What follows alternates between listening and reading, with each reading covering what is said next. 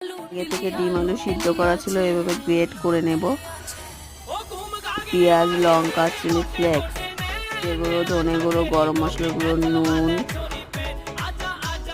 বেসন দিয়ে দেব।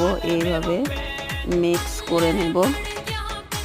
এবারে হাতে একটু তেল লাগিয়ে নিয়ে সবগুলো এইভাবে শেপ করে নেব।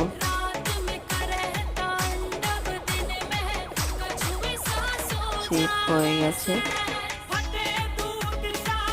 এবার আমি ব্রেডগুলো লাগিয়ে নেব সবগুলো।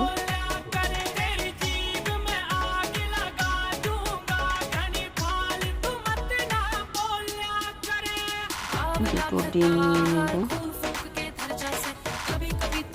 তেল ঢেলে এবারে ডিমের মধ্যে চুবিয়ে ভেজে নেব। ভাজা হয়েছে, রেডি।